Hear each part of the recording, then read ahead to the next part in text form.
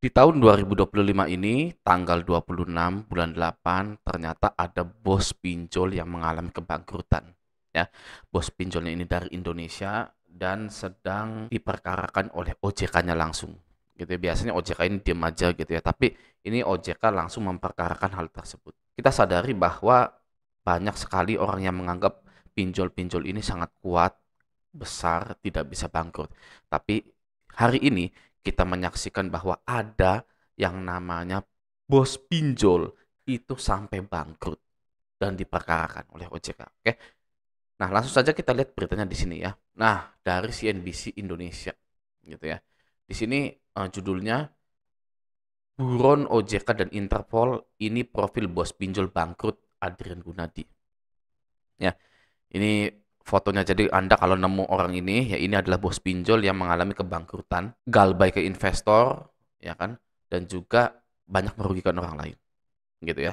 Mungkin prinsip kehidupannya gitu ya. Saya tuh lihat dari sisi lain gitu ya. Buron OJK dan Interpol, ini profil bos pinjol bangkrut Adrian Gunadi. Ya, mungkin orang ini sudah ke luar negeri gitu ya. Ya sudah saja gitulah ya, pinjol sudah bangkrut gitu kan, lalu mau gimana lagi, ya sudah saya pergi ke luar negeri, buron, OJK nggak bisa ngapa-ngapain, saya menjalani hidup di sana gitu, ya sudah saja sih. Bener nggak ya guys, gitu guys, ya orang ini ya kayaknya prinsip hidupnya seperti itu ya, santai saja gitu ya. Mungkin juga kita bisa ambil sedikit ya dari hal tersebut gitu ya, tapi ya bukan mencontoh ini juga gitu. Kita ambil di mana ketika kita gagal bayar, ya sudah saja sih gitu loh, ya namanya kehidupan gitu kan ya. Gagal bayar, nggak usah gali lubang tutup lubang, sudahi saja sampai di situ ya kan. Kalau Anda mau keluar dari raja galbaisme, paham raja galbaisme, mau nyicil, silakan, itu hak Anda manapun ya.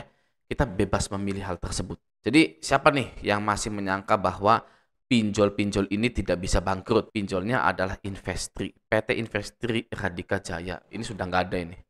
Oke. Nah, ada salah satu penagihan yang menunjukkan bahwa pinjol ini akan bangkrut juga. Ya, tapi penagihan ini diselimuti oleh ketakutan yang sangat luar biasa sekali. Para tim-tim pinjol ini sangat pintar melihat celah ketakutan nasabahnya sehingga mereka itu menagihnya itu tidak kelihatan bahwa mereka itu sedang buru-buru, sedang butuh uang. Membungkus kalimat penagihannya ini seolah-olah kitalah yang bermasalah, gitu ya. Kitalah yang sedang gawat, yang ingin bangkrut, gitu ya. Padahal mereka. Langsung saja saya tunjukkan penagihannya seperti apa. Nih, mari kita baca.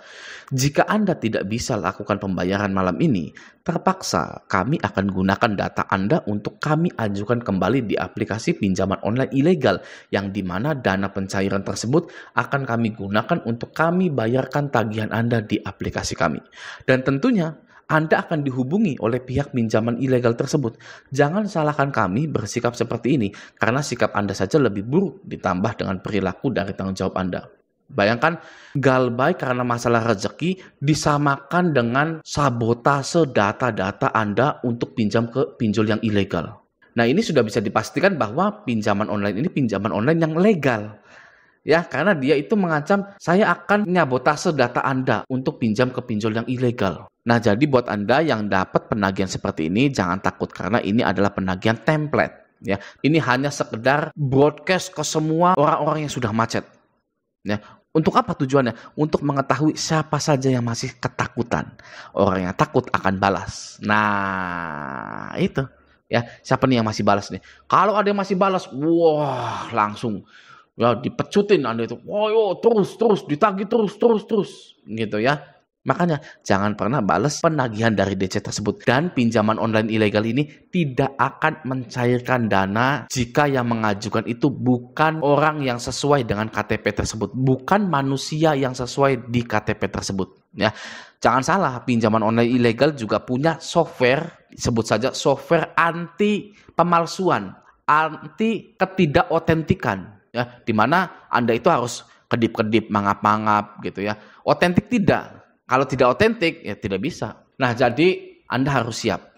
Dengarkan ini. Banyak sekali orang yang menyembunyikan perihal hutang pinjol mereka kepada lingkungannya.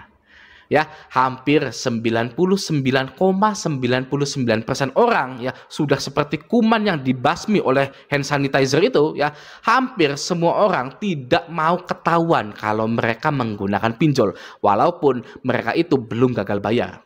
Ya, atau pembayarannya lancar gitu ya. Tetap saja mereka merasa malu kalau ketahuan punya hutang di pinjol. Oke. Namun yang anehnya ya, berbeda dengan hutang bank maupun hutang di leasing. Oke, ada teman kantor Anda, tetangga Anda, keluarga Anda yang Anda ketahui dia itu memiliki kredit motor, kredit mobil, kredit KPR rumah, gitu ya, bahkan kredit usaha rakyat, gitu ya. Hutang-hutang bank dan di leasing itu seperti dianggap biasa-biasa saja oleh kebanyakan masyarakat di Indonesia. Ya, seperti itu ya. Namun, jika hutang dipinjol bagaikan sebuah kesalahan yang besar. Ya, bagaikan sebuah aib yang bahkan pasangan kita pun jangan sampai tahu ya kita itu punya hutang dipinjol. Oke, banyak sekali suami-suami yang tidak memberitahukan istrinya bahwa dia itu punya hutang dipinjol. Ya, begitu juga sebaliknya sebenarnya ya. Banyak istri yang tidak jujur ke suami kalau dia itu punya hutang pinjol juga. Sampai-sampai jika sudah mentok, entah itu istrinya, entah itu suaminya ya, mentok nggak bisa bayar, ya ketahuan ya. Banyak yang bertengkar, lalu yang paling parahnya berpisah ya. Hutang dipinjol itu bagaikan tindakan kriminal berat yang telah kita lakukan. Ya, padahal biasa saja sebenarnya. Gitu. Apakah Anda mau ya berpisah hanya karena pinjol? Kalau saya no. Kalau saya no. Oke, nah sekarang mari kita bahas tanda-tanda atau ciri-ciri Anda itu sudah siap galbay. Oke, yang pertama, Anda sudah membayangkan kalau Anda itu galbay. Ya, ketika Anda itu merawat pinjol Anda. Ya, Anda mengimajinasikannya. Gitu. Waduh, dengan frekuensi yang sering. Ya, Anda itu sering mengimajinasikan bahwa Anda itu sudah galbay. Gitu ya. Kalau saya galbay gimana ya? Waduh, nanti si kondar A ini bakal ditagih gitu ya. Nanti kalau keluarga tahu kaget enggak ya? Gimana nih cara menghadapinya gitu ya. Nah, imajinasi itu adalah bagian dari proses kecil Anda bahwa Anda itu sebenarnya sudah siap galbay. Ya, imajinasi itu adalah tumpukan-tumpukan realita di kehidupan Anda. Oke. Gaji Anda yang ngepas tapi tagihan pinjolnya ya yang menggunung. Oke, kebutuhan A, B, C ini ya yang harus dipenuhi gitu kan ya. Gaji Anda tidak cukup ya. Maka dari itu ya imajinasi itu muncul ya. Karena sebenarnya Anda juga tahu ya Anda itu sudah tidak mampu lagi untuk membayar pinjol. Nah, disitulah ya Anda itu sebenarnya sudah siap untuk gagal bayar di pinjol. Namun itu prosesnya masih proses yang kecil. Oke, kita lanjut. Tanda atau ciri yang kedua. Oke, Anda mampu untuk membandingkan hutang di pinjol dengan hutang di bank maupun di leasing. Ya, Anda membandingkan bahwa pinjol itu tidak sebesar bank ataupun leasing. Ya, pinjol itu sangat lemah sekali di mindset Anda. Ya, sudah tahapnya itu sudah seperti itu. Ya, aduh, pinjol ini lemah loh, sangat ecek-ecek sekali ya dibandingkan dengan bank ataupun leasing. Oke ya, Anda mulai membuat kasta-kasta di industri badan pembiayaan. Oke, yang pertama bank, oke, keduanya leasing, ketiganya koperasi, yang keempat ini baru pinjol.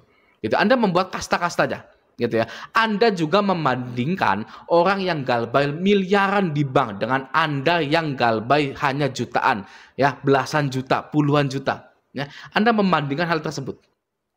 Gitu ya, wah si ini ya galbay miliaran gitu di bank gitu ya, rumahnya disita ya. Kalau saya gitu kan galbay jutaan ya dipinjol, kenapa harus takut gitu kan? Kenapa saya itu terus-terusan ya menyengsarakan diri saya gitu kan ya. Anda sudah mulai menyadari hal itu sehingga memunculkan pendapat it's okay saya galbay dipinjol untuk menyelamatkan kehidupan saya.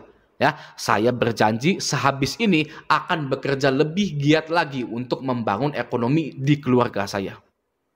Oke, itu yang kedua ya. Anda memberikan perbandingan. Oke, kita masuk yang ketiga. Ya, ciri yang ketiga Anda sudah siap galbay adalah Anda secara alamiah terpicu kemampuan bertahan hidup Anda. Ya, dengan wujud Anda ini memiliki cara dan solusi jika Anda akhirnya galbay. Oke, Anda bisa menghandle kondar-kondar Anda. Ya, secara percaya diri, ya. Dengan percaya diri, ya, Anda itu bisa menghandle kondar-kondar Anda. Anda bisa menghandle kantor Anda bisa menghandle keluarga Anda. Ya, hutang dipinjol bukanlah suatu masalah besar. Dan juga Anda memiliki sikap yang cool ketika ditanya hutang pinjol Anda. Ya, Anda bilang ke kantor Anda, ya kalau ada yang tanya saya, ya bilang aja nggak kenal, gitu ya. Tolonglah ya bantu saya, gitu kan ya. Bilang nggak kenal, gitu ya. Itu sikap cool Anda. Ya, bilang ke kondar Anda kalau ditanya pinjol, bilang tidak kenal. Nah, dan lain-lain ke siapapun, gitu ya. Anda juga selalu terlihat biasa saja, ceria-ceria saja. Anda mengabaikan tagihan Anda, ganti nomor WA Anda, ganti nomor HP. Bahkan ketika didatangi DC lapangan pinjol, Anda biasa saja, cool saja. Gitu ya. Melanjutkan hidup Anda, stop minjol, cari uang yang banyak. Oke, itu yang ketiga ya. Nah, kita masuk ke ciri yang keempat, Anda itu sudah siap galbay, adalah menyadari semua bentuk teror penagihan dari pinjol hanyalah dongeng belaka saja. Ya, tidak ada ancaman yang berarti. Ya, semua ancaman-ancaman dari DC pinjol itu tentang kabur membawa uang perusahaan, melarikan diri, maling perusahaan, mafia pinjol, dan lain-lain, itu hanyalah dongeng atau ancaman belaka saja. Ya, Anda sudah menyadari hal itu. Ya, karena kita ini ya mengajukan pinjol dengan data asli kita. Dan pinjolnya pun menyetujui semua permohonan pinjaman kita. Jadi tidak ada yang perlu ditakutkan lagi tentang bahasa-bahasa atau ancaman-ancaman DC-DC tersebut. Sampai jumpa di video selanjutnya.